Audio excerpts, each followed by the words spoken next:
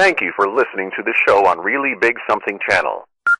November 16th, 2017. 2:05 here on the great WRKO. Okay, before I even start my monologue, I want to ask all of you. It is the Kuhner Country poll question of the day, sponsored by Bill Kelly Financial Services. Should we have bilingual education in public schools in Massachusetts? If you believe the answer is yes, text the letter A to 680-680. If you believe the answer is no, text the letter B to 680-680. As always, you can vote online at WRKO.com. The reason why I ask is that yesterday, in a major vote up on Beacon Hill, the State House and the State Senate overwhelmingly passed, in fact, with veto-proof majorities. So even if Baker decides to veto it, doesn't matter, they're going to overrule his veto, legislation that now would allow for bilingual education to take place in public schools. They have to volunteer for it. It's a voluntary program, but many schools obviously will apply to cater to what are called English Learning Language students, ELL. To cater now to students where English is not their first language. In fact, many of them are from families where they know no English whatsoever. And so now this bill would allow them to be taught in public schools, whether it be elementary, middle, high school, in the language that they speak at home. And there's about 90,000 students, almost 10% of the public school system, are these so-called English learning students. In other words, students who are not very proficient in English or hardly know any English. And so what this bill would do, it would allow schools and local school districts to then opt in and have bilingual education in their school districts or in their schools, especially with a heavy, obviously an illegal immigrant population. A lot of these students are frankly either they're illegals themselves or their parents are illegal immigrants. Not all, some are legal immigrants, but many of them are illegal immigrants or they come from families of illegal immigrants. And so the problem is in these school systems, according to what the lawmakers up on Beacon Hill said, is that these students, they say, are at a severe disadvantage because they come into school not knowing any English at all or very little. And so when it comes to, say, complex subjects or courses involving, I don't know, chemistry, biology, trigonometry, these are tough concepts. They do not understand them in English. And so they want to be able to teach them in the language that they speak at home, in their native tongue. What that means in reality, let me just be candid with you, is that in the Boston or the greater Boston area alone, there are over 100 languages spoken. So, yes, you're probably thinking, oh, it's going to be English, Spanish, right? Spanish, predominantly, many of the newcomers are from Spanish-speaking countries. No, it's not just going to be English, Spanish, although I think Spanish will be the number one language that they teach in that's not English. It's going to be English, Portuguese, English, Chinese, English, Korean, English, Russian, English, Polish, English, Arabic, English, Turkmen, English, Pashtun, you name it. And so these students will then have the right to be educated in the language of their choice or the choice of their families. And the reason is because we now have so many illegals, or because we become a de facto sanctuary state. We have so many sanctuary cities. We've been overrun with so many illegal immigrants that their children are now making their way through the school system. And many of these illegals do not speak English at home. And so this is stunting the ability of their children to succeed academically in school. At least this is the argument. Now, I want to make a couple of points, and then I want to throw it open to you. 617-266-6868 is the number. We now have at least 90,000, practically 9.5, 10% of the school population that now do not speak English in any kind of a proficient manner. Many of them speak no Anglais whatsoever. None. And more than that, it's bad enough that our schools are facing massive overcrowding because of illegal immigration. It's bad enough that it's draining resources from legal immigrants, legal citizens, legal residents here in Boston and across Massachusetts. It's bad enough that your child has to go to a public school with 35, 40 students, massive classroom sizes, because there are so many illegals or the children of illegals flooding the education system and the schools. But now we got to pay for the extra cost of paying for God knows how many translators? So we're going to have to be paying for all kinds of translators for math instruction, science instruction, chemistry, biology instruction. The list goes on. And if it was just one other language, maybe we could somehow absorb the cost. But if we're talking Vietnamese and Chinese and Russian and Polish and Turkish and Arabic, and I could... And whatever, Portuguese, if they come from Brazil, all we're going to be doing is hiring translators. It's going to, financially, it is going to crush us. The fiscal costs alone are going to be massive. Okay? That to me is point number one. Point number two, and to me this is even the bigger point. In this country, at least, I don't know, at least up until a few years ago, there was something called English as a second language, meaning that if you came from an immigrant family, and again, let me be honest with you, like I'm in the confessional, my first language at home was not English, it was Croatian. My father spoke very good English. He immigrated to Canada at a much younger age. My mother came later. She had to learn English. It was hard for her. She learned it. She still, to her death, she still spoke with a thick Eastern European accent. So in the home, it was much easier for her to communicate to myself and my sister Jennifer, I call her Jen, to Jen and I in Croatian. So believe me, I'm not unsympathetic. I know what it's like to be in a home where at least one parent really does not speak to you in the language of the country, but speaks in their native tongue. So yes, when I went to kindergarten, first grade, second grade, third grade, I felt at a disadvantage. But the answer to that is not for them to have instructed me in Croatian. The answer to that is what they did, to have me learn English even better. And that helped because my dad spoke great English, and eventually my mother would speak English in the home, and, you know, it all came out fine, it all worked out well. But the point is, there's something called English as a second language, which means that if you come from an immigrant family, you get extra instruction in English to make you more proficient in English. So you learn to write more, you learn your grammar, you learn to read, you learn how to pronounce, you learn how to speak. You're not helping anybody with this.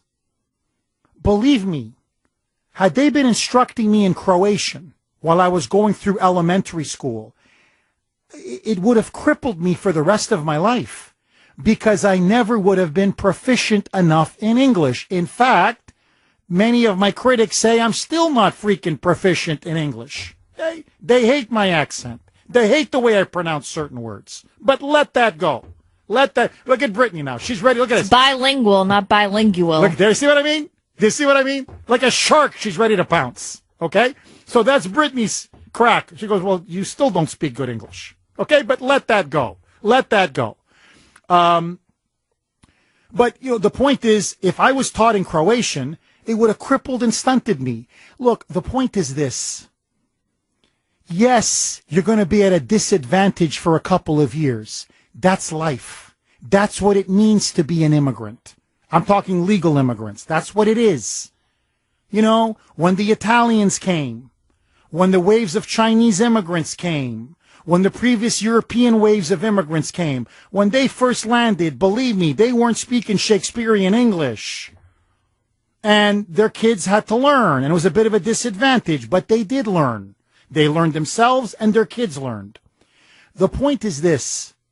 The point of a public school system is not just to provide children with a good education in reading, writing, math, civics, whatever, science. It's also a way to acculturate the kids, to assimilate them into the larger culture, to immerse them, in particular, in the English language. So what we're doing is we're in fact balkanizing our schools. We're ghettoizing our schools. We're actually teaching these kids, in a sense, not to assimilate. You're making it harder for them to assimilate. And in fact, one of the big proponents of this bill, the superintendent, actually came out and said this, that what this bill accomplishes is it, quote, affirms the linguistic and cultural identities of English learning language students. In other words, it affirms, just for the sake of argument, their Mexican identity. They speak Spanish. Or I'm just picking anyone, their Vietnamese identity because they speak Vietnamese. Or their Russian identity because they speak Russian. Well, I'm sorry, with all due respect. If I moved to Mexico, you know what they would tell me? Learn Spanish, and they'd be right. If I moved to Vietnam, and I brought my kids, they'd say, learn Vietnamese, and they'd be right. If I went to Russia, moved there, Mother Russia, they would say, speak Russian, and they'd be right. English is the official, or it should be, the official language of the United States. It is the language that glues us together. Without a common language, you cannot have a common culture. And without a common culture, you cannot have a nation. This is, to me, one of the most destructive, dangerous bills ever passed by the state legislature. And what I find particularly disturbing about it is that it overturns willy-nilly a ballot measure that was passed and approved by you, the voters, 15 years ago. You, the people, have spoken out on this.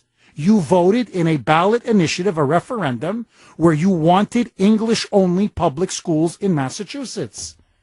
Who is the legislature to overturn a ballot initiative approved by the overwhelming majority of the citizens of Massachusetts without first asking the people of Massachusetts?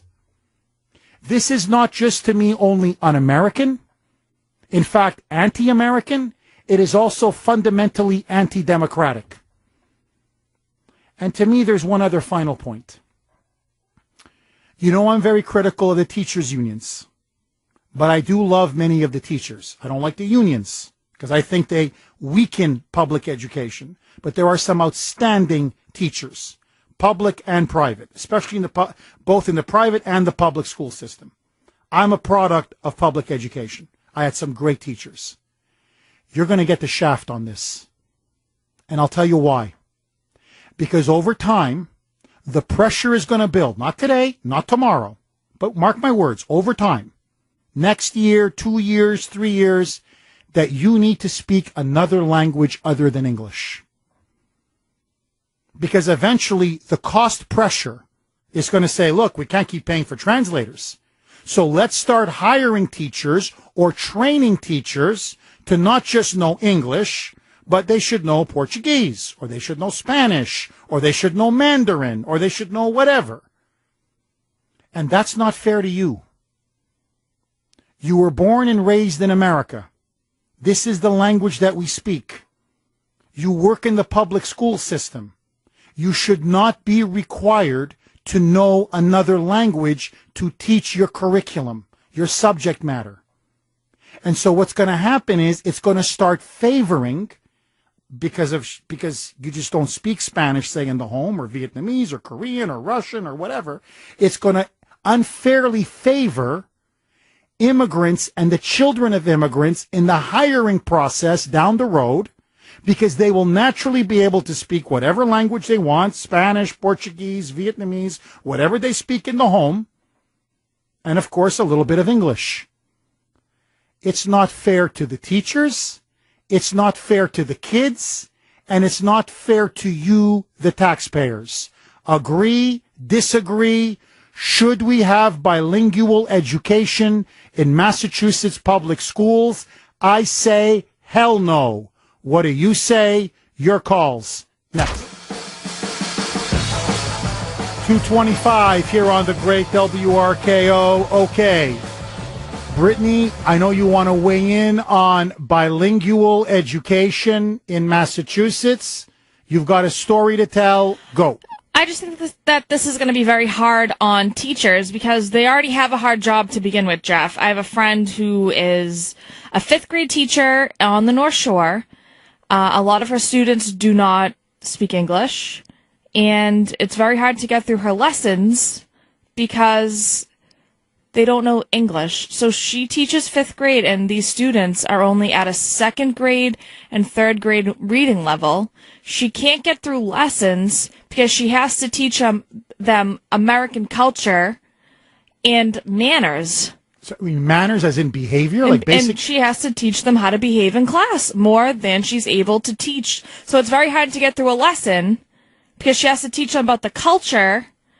Plus, they aren't at the reading level that they should be at in 5th grade. Incredible. So it's very hard. Now you're going to put even more pressure on teachers to speak other languages when they already have to do this to begin with. It's very hard to be a teacher nowadays, especially with behavioral issues. Yeah, or they're going to have to start bringing translators into the classroom. Right, and it's when they send homework home, the parents don't know how to speak English either. So it's very difficult. Incredible. Okay, Jared, I know you made a very good point off air. I want you to repeat it on air. Say it exactly the way you said it to me, because I think you hit the nail right on the head. Yeah, think about what the end game is here. So they start this in the schools. Eventually, logically, you think it works its way into the workplace, where you're required to have a bilingual workplace, which means you, Jeff, as a 48-year-old man in your workplace, you must speak English and Spanish and Portuguese and Dutch and French or whatever language comes through. And it's going to come to the point where if you are, say, you're 57, 58, you're an insurance adjuster, you've been at your job forever, this new bilingual thing comes in, if you look at it, you say, well, geez, I don't know if I really have time to learn all these languages. Boom, forced retirement. It's coming. You're dead on. You're dead on. It's going to go into education. It's going to go into healthcare. And I think it's going to start going into the private sector. It's inevitable. Angela, you're up first. Go ahead, Angela. Hi. Hi. I am completely exasperated. I can't even. This state is making me crazy. This is just going to create more division for people. It's like you are taking, these people who come into this country, they come in because they expect to be catered to because that's what other people tell them as they come in. So when they're coming in, they automatically know we're going to cater to them. But I don't understand what our government doesn't understand in terms of the domino effect that it's going to create, not just in the schools. And as to Jared's point, educating them to multi-languages for people who are born and raised here, I'm completely exasperated. And then they take the vote away from us, just like they did the LGBT issue in Massachusetts. They made their own determination without giving it to the people. I'm completely exasperated. I'm with you, Angela, and thank you for that call. Very well said. That's the other thing. There was a referendum. There was a ballot. The people spoke. And I mean, it wasn't like, I don't know what, 51-49 it was overwhelming. The people, it was 15 years ago, the people of Massachusetts said, niet. We don't want bilingual education. No, niet. And you overturn the will of the people at a basic minimum. If you're going to pass this law, at a basic minimum, put it back to the ballot to the people. But you see what's going on now. Here's the racket. They're bringing so many of these illegals in. They have to cater to them because that's the source of their power. And what the consequences are for you, for me, for our children, for our communities, for our country, for our culture, frankly, for people in the workforce, we don't care. That's why build that wall. Build the wall, crack down on sanctuary cities, and start deporting all illegal immigrants. Because what's happening is we're not changing them. We're not assimilating them. They're starting now to change us. Okay, a lot more on this. 617-266-6868. The latest on the tax reform package. I believe there was a vote. Let's take it to Evan Heidenrich with the latest. Take it away, Evan. 2:37 here on the great WRKO. You can text us at 680-680. This is from 617. Jeff. Healthcare is already starting to favor workers that speak Portuguese, Spanish, etc. Think about who receives mass health, housing, and services. Well, now it's going to be the wave of the future. And so the Kuhner Country poll question of the day, the legislature yesterday, massive, overwhelming majorities. In fact, the only one that voted against it, one person in the House, one. And that was State Representative Jim Lyons. It passed 155-1 in the State House and unanimously in the State Senate. Now we will have bilingual education in Massachusetts public schools. And so my question is, should we? If you believe the answer is yes, text the letter A to 680-680. If you believe the answer is no, text the letter B to 680-680. You can vote online at WRKO.com. What are the poll results so far, Brittany? 98% no, 2% yes. Linda in New Hampshire. Go ahead, Linda.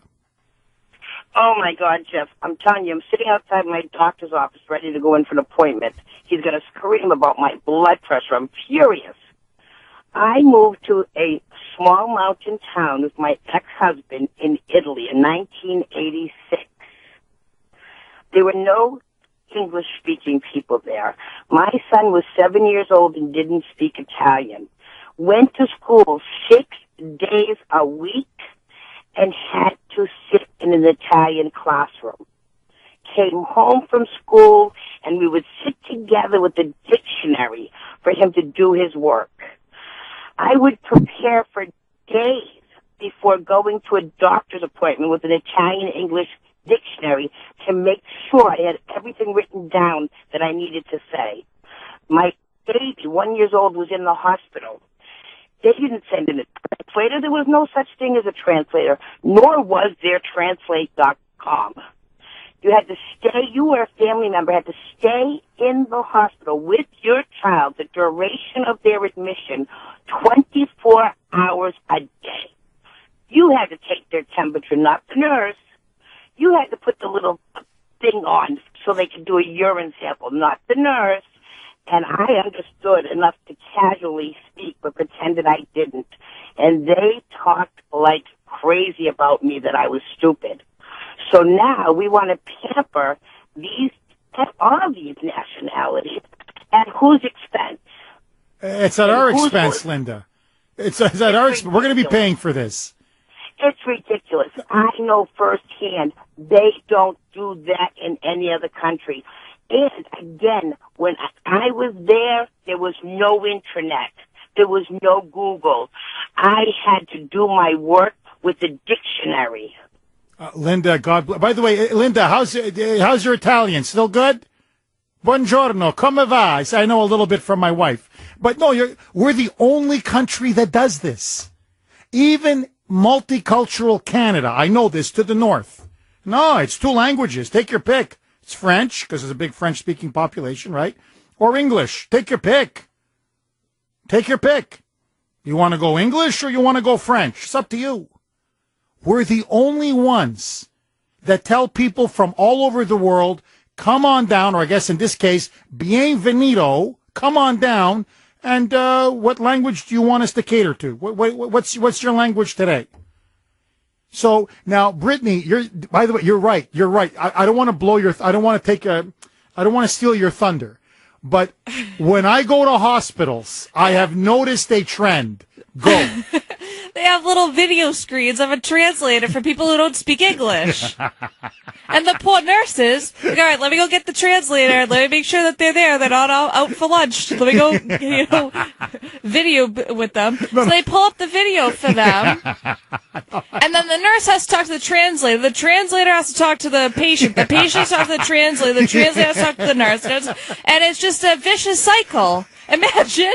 And, the courts, what do? We got to get a translator because this person has different dialects and everything. I don't know. Do you understand jail? You're going to jail. How about that? Everyone understands that word. But it's so ridiculous. Police officers as well. They need to have, bilingual police officers now, too. And if they don't have one working that time where you need, someone to speak another language, say Spanish, they got to call another city to have a Spanish-speaking officer come to that city, then he's dragged into this court case. It's a mess, Jeff. We enable them so much. If you come to America, learn how to speak English. When we go to other countries, Jeff, what do? We learn the language. We learn their language. I went to Greece. I had to learn Greek. Do you still know any words in Greek? Takanis. Kala. Andy in New Hampshire. Go ahead, Andy. Hi, Jeff. How you doing? I'm good. How are you, Andy? I'm doing all right. I'm actually a teacher here in New Hampshire, and believe it or not, I'm certified in English along with 4 other certifications.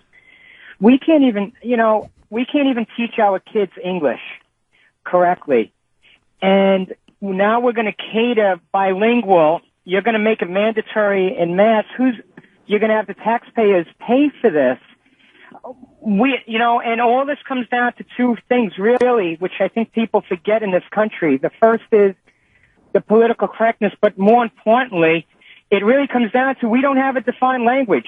This country does not have a defined language. We say it's English, but it's not the United States language. It's not like in Greece you got Greek. Does that make sense? And because of that, we're being pigeonholed. No, Andy, look, I think you've touched on something very profound, and thank you for that call. We are one of the few countries in the world, and for me, I don't understand why. To me, there's no logical or rational explanation for this that does not have an official language. Now, there are some countries, I said Canada has 2 official languages, French and English. Belgium actually has 3. Okay, they have 3 official languages. Switzerland has 3. So some countries either have 2 or 3 official, but they're official. Like, that's it. It's take 1, take 2, or take 3. Usually because they have like huge for example, ethnic populations. Like take Switzerland, right? There's a big German-speaking population, a French-speaking population, and an Italian-speaking population. So in the Italian section of Switzerland, they speak Italian. In the German section, which is the biggest, they speak German. And then the second one is French. And so I guess for government purposes, like in their parliament or whatever, you can have translations done in one of those 3 languages. Okay, I get it. But, most countries have simply one official language. Australia, English. England, English. New Zealand, English, right? So why can't we in the United States say we need to have an official language? It's English. I mean, we spoke it from the beginning. We've been speaking it throughout our entire history. It's the language spoken by the overwhelming majority of the residents and citizens in America. So I think, number one, people are saying, well, Jeff, what can we do about it? It's time to go English only. It's time to have English as the official language of America. That's number one. Number two, we have to have this put on the ballot. Because I'm telling you, we have to do this again with the signatures and the petitions, but we're going to have to do what we did 15 years ago and get a ballot initiative going, get signatures, put it on the ballot, and I'm telling you, it's going to go down in flames, in absolute flames. But you see, my suspicion is I think there's something more sinister afoot. They want to turn America This is part of the ideology of multiculturalism. Into a nation of multiculturalism. Many cultures. Many cultures, many languages, and eventually the Balkanization or the ghettoization of America. It is what in the Bible was referred to as the Tower of Babel. And the Tower of Babel collapsed. You cannot have a country where you do not have a unifying language and a unifying culture. In the end, it will collapse. And so what is going on now is a liberal experiment, and our children, and now our teachers as well, are becoming guinea pigs in that experiment. David in Boston. Go ahead, David. Hey, how you doing, Jeff? I wanted to just tell you that it is manifestly clear that liberals are crazy. I mean, what has just happened is our legislature has taken a step toward what I call cultural suicide. You cannot have a country where instead of e pluribus unum, you've got e pluribus chaos. And I think there is an intent on the part of the progressives to make diversity more important than the success of the United States of America. I don't think any republic, particularly ours, is going to survive a system where we decide we're going to have multi-languages in our classrooms. I mean, right now I have a grandson who's got a straight A average for all 4 years. He's in an advanced program, but everybody else in that school is about 80% Latino, including people from Brazil. And all I can say is we are a nation on the brink of losing our identity for no reason at all, no justification, Bingo. Except power grab by the Democrats. Bingo. David, you hit the nail on the head. This is the triumph of globalism over patriotism, or at least the attempt to supplant patriotism with globalism. And the key to globalism is you have to destroy the identity of a country. And that's what they're doing. Destroy our language, destroy our culture, and destroy our borders. 617-266-6868. Steve in the truck. Go ahead, Steve. Jeff, what are you, a racist? We got to teach all these kids 100 languages before they go to college. Look at our college students, Jeff. They're dumb as a box of rocks. So why don't we, at least the kid will have 2 or 3 languages going into college because they're not teaching them nothing there. What we have to do, Jeff, is stop paying our taxes so that we have a voice, because the people who are taking all of these things pay nothing, and we keep being the suckers that we are. Stop paying your taxes. Stop paying these morons up on Beacon Hill and Capitol Hill, and maybe we'll get somewhere. Thanks for letting me rant again today, Jeff. Thank you, Steve. Joe in New Hampshire. Go ahead, Joe. Yeah, hi. I'd like to explain my experience when I came to this country. I was 7 years old, and I was put into the public school with no bilingual or nothing, and I learned English really fast. And I adapted. And, at 17, I joined the military, and it didn't harm me at all. It actually propelled me forward. So, that's all I had to say. Joe, if you don't mind me asking, what country did you originally come from? I actually came from Portugal, the Azore Islands. Joe, I got to tell you, you sound like you almost have is it me or does he have like a New England, almost Boston accent? Yeah. Sometimes they claim I have a New York accent, but, I adapted to the people I was surrounded by. And, I mean, since we're all talking different languages now, Joe, as the Jews say, Mazel Tov. Congratulations. Yeah. Thank you. Because your English, it's better than mine. Yeah. I'm just afraid this country's heading in the wrong direction. It's about everybody else but the hard-working Americans, You're right. You're completely right. And thank you for that call. Marie in Boston. Go ahead, Marie. Hello, Marie. Marie? Okay, we lost Marie. I want to get to Sean and Annie as well. We have time for a few more calls. Let's go to break. I don't want to rush it. 617-266-6868. More with your calls next. 2:55 here on the great WRKO. Okay, you can text us 680-680. This is from 603. Jeff, I can hardly wait when they make it mandatory to have a translator for radio shows. Well, you know what? Let me try it. 603. Okay, mi amigos. Es dos cincuenta cinco Don El Grande Double O Era KO. I can't do it. I can't do it. I'm going to go back to English. Look, I've got a simple translation for you. Aprende inglés. Okay? Just aprende inglés. Learn English. Just learn English. Aprende inglés. That's all. Do me a favor, please. Annie in Chelsea. Go ahead, Annie. Hello? Annie, how are you? Oh, Jeff, I love you in a non-sexual way. And I want to publicly state that there's no hanky-panky between us. Also, Jeff, I want to know with this language that they're trying to get into the schools. What about Pocahontas, Chief Crazy Horse? What language does she have to learn to speak? Well, Cherokee. Oh, that's right. And if anybody needs a translator, a policeman that speaks Spanish, and they need a translator, Chelsea has a bunch of cops that can speak Spanish. Well, I know, Chelsea, this would be a great hiring boom for Chelsea. Police Department, they'll be gladly to help you guys out. Annie, thank you for that call. No, this, for Chelsea, this bilingual education stuff, this could hire a lot of hacks. Oh, this could be a big jobs program for Chelsea. Sean in Quincy. Go ahead, Sean. Hey, Jeff, how you doing? I'm good. How are you, Sean?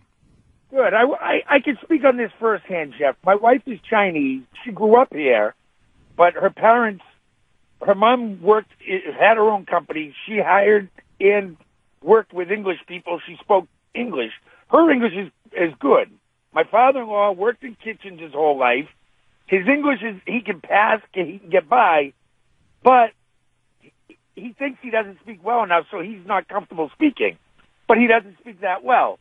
We've sponsored my wife's cousins to come over here. Their children didn't speak English. They were immersed in school. If they need a translator, somebody from the family would go translate. But he learned English because he was forced to. Now he goes to UMass. These kids, if he didn't get it immersed into English, he would not have learned the language. My father-in-law doesn't speak as good as he could. He's been there 30 years. Now they own 2 houses. They work their whole lives. They're pissed about this itself because they even know. They have said, and they speak Chinese, we would have never learned English. Well, bingo. Sean, look, and thank you for that call. That's the point. You know, I mean, the point is the reason why you teach English is to help everybody assimilate, but especially immigrants and newcomers. And by encouraging them to speak their native tongue, all you're doing is crippling them. You're not helping these kids. You're stunting these kids. And what does that mean in the end? It keeps them dependent upon the government. And I think ultimately that's one of the big reasons why they passed it.